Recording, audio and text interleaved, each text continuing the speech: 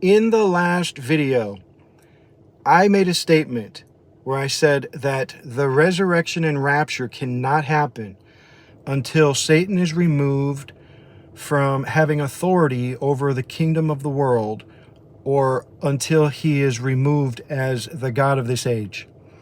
And I received a question from a very nice gentleman who sent me an email, and he asked me a really good question. I thought I'd share the answer with everybody because I think it's worth doing, because when I was talking about this in the last video, I didn't go into a lot of detail about this, so I think it's a good opportunity to kind of get into this just a little bit more.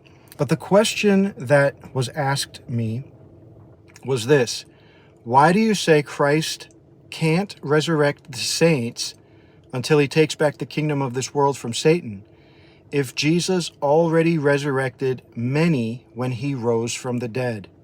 Now, I believe what he is referring to, and he didn't mention any particular scripture, but I believe what he's referring to is the time that after Jesus rose from the dead, there were many that came out of the tombs and appeared in Jerusalem.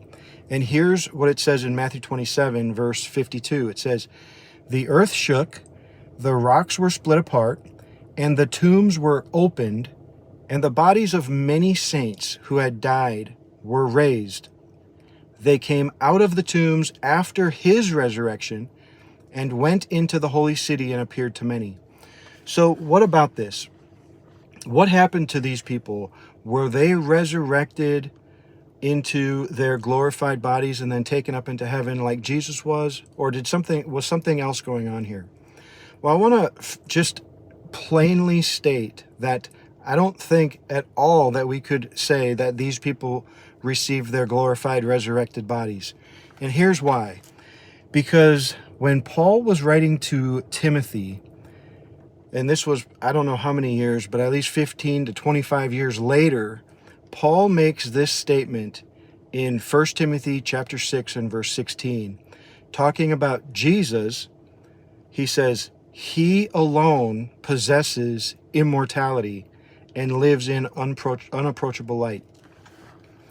So Paul believed, in writing to Timothy, that Jesus was the only one who possessed immortality. Now, when we go to 1 Corinthians chapter 15, Paul also states that at the time of the general resurrection, this mortal body, our mortal bodies, must put on immortality. So while Paul was saying to Timothy that he alone possessed immortality, that was at that time. That was true. Up until that time, Jesus is the only one that received immortality or a glorified body. Well, that means that the people who were raised from the dead right after his resurrection and came out of the tombs and appeared to many, they were raised from the dead. They were resurrected, but they weren't given their eternal glorified bodies at that time. They were resurrected similar to the way Lazarus was resurrected. Lazarus was raised from the dead only to die again. The girl, I think it was in Capernaum, I'm not sure where it was, but I think it was there. She was raised from the dead by Jesus, but she died again. And then in Hebrews, we read that in chapter 11, it says that the women received their dead back to life again. All of the resurrections that took place before and even right after Jesus' resurrection, they were a resurrection unto mortality. They were raised back into their mortal body. They were not given immortality. Otherwise, if we believe that any of them would have received immortality, then we would have to say that Paul was either lying or he was incorrect when he said Jesus only possesses immortality. So that would be the answer to that, if that was what the question was referring to. What about those people that were raised after Jesus' resurrection? So simply put, they did not receive immortality in their resurrected, glorified bodies. But then when we read on in 1 Corinthians chapter 15, there's an order to the resurrection. And here's the order. It's in verse 23. It says, each in his order. Again, just before this in verse 21, 22, he's talking about bodily resurrection. And then in verse 23, he says, each in his own order. Christ, the first fruits, and then when Christ comes, those who belong to Christ. Talking about resurrection, first it's Christ, and then when Christ comes, those who belong to Christ will be resurrected. And so we see that there's an order to this. And the resurrection, the general resurrection, does not happen until Christ comes. And that includes everybody. Nobody prior to Christ's second coming will receive their immortal, glorified bodies. But there's a mention here about that Christ is the first fruits. And I just want to talk about this for a second while we're on the subject, where Paul said Christ the first fruits. What did he mean by the first fruits? Well, we know that Jesus was raised. First of all, he died on Passover. And then the next day after that started the Feast of Unleavened Bread. On the third day when he rose again, it was the Feast of First Fruits. So Jesus rose from the dead on the Feast of First Fruits. What does that mean? It means that resurrection is the fulfillment of the Feast of First Fruits. So the question then becomes, did Jesus fully, completely fulfill the Feast of First Fruits by being raised from the dead? And I would have to say the answer to that is no, because we see that there still is to come more resurrection. And we get into the book of Revelation, and we see that the 144,000, where it says of them, these are the first fruits unto God. So I would just say that Jesus partially fulfilled the Feast of First Fruits at the time of his resurrection. So when Paul said Christ, the first fruits, and then when Christ comes, those who belong to Christ, and then that would fulfill, when all of that happens, that would be the fulfillment of the Feast of First Fruits. Now, talking about the 144,000, when it says of them that they were redeemed from the earth, it says they are the first fruit unto God, the first fruits unto God. Okay, so this is very interesting where this shows up in the book of Revelation. It's in chapter 14. And so it says that the 144,000 are the first fruits unto God. And it's important to recognize that in that scene, they're standing before the throne of God. What comes next in Revelation 14 is a harvest.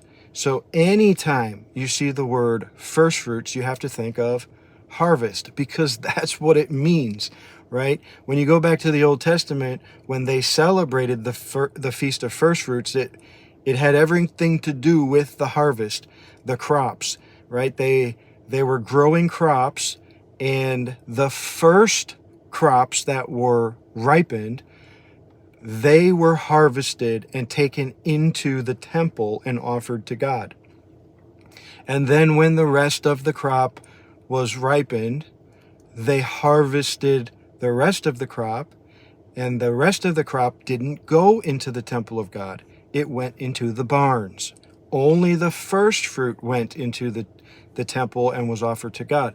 So we see this repeating again in Revelation chapter 14, because in the first couple of verses we see the mention of the first fruit offering. The 144,000 are the first fruits unto God. And then right after that we see the general harvest, where Jesus comes out of the temple and an angel gives him a sickle and says, reap, for the harvest is ripe. And then another angel comes out, and we see that angel reaps the grapes of the earth, and they're put into the great winepress of the wrath of God. So we have the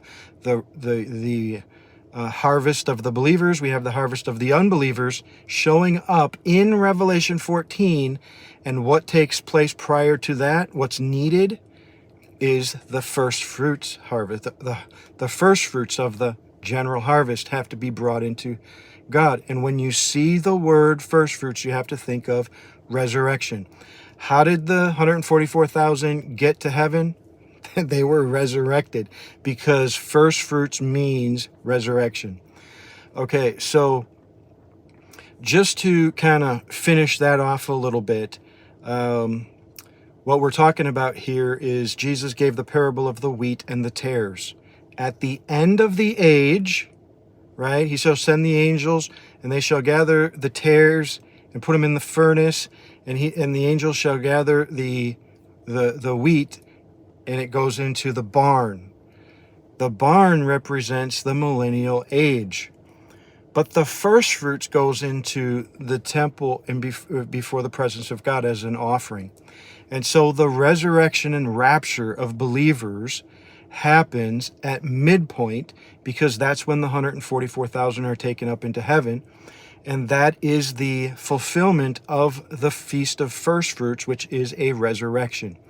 And then after that, after the first fruit harvest is offered to God, then the general harvest takes place, and all of those that represents those people coming into submission to Christ, the wheat that comes in, and it's taken into the barn, which is the millennial age or the millennial kingdom. And so that's what that means. But let's talk about, just real quick while we're on the topic, about what happens to Enoch and Elijah. Now, there's great mystery that surrounds this, because, Genesis 5, it talks about Enoch who walked with God, and then he disappears because God took him. What happened to his physical body? We don't know. One thing I can say I'm sure of is he did not receive a resurrected, glorified body. That's for sure. In 2 Kings chapter 2, Elijah was taken up in a whirlwind and chariots of fire. What happened to Elijah's body when this happened? I don't know, but what I can say is he did not receive a glorified, resurrected body at that time. Are Enoch and Elijah the two witnesses that show up in the book of Revelation in the last days? This is a good question. I personally don't believe it's Enoch and Elijah. I believe that it has bigger association to Moses and Elijah because of the transfiguration. And I'll talk more about that and the reasons why in another video. But just to answer the question about why do I say that Christ can't resurrect the saints until Jesus gets control over the kingdoms of this world? It has to do with authority. It has to do with who has authority over this earthly realm. And right now, the Bible consistently teaches us that Satan has authority, at least a certain level of authority over this earthly realm. And the authority, I'll just say this, the authority over this earthly realm is spiritual in nature. And Satan has a right.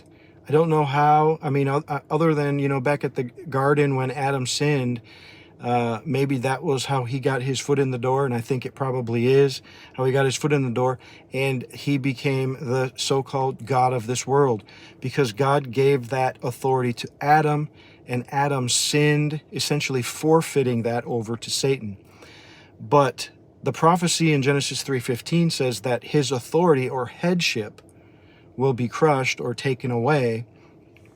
And the time when that happens, the time when Satan's authority is removed, that is the same time when he will no longer be the God of this age.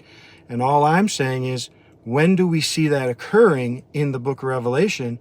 It happens at the time of the war in heaven, which is a midweek event, which means that the resurrection cannot happen, in my opinion, until the midpoint of the 7 years, which is why I don't believe it can be a pre-trib or pre-week rapture, because Satan will still be in control of this earthly realm as the God of this age.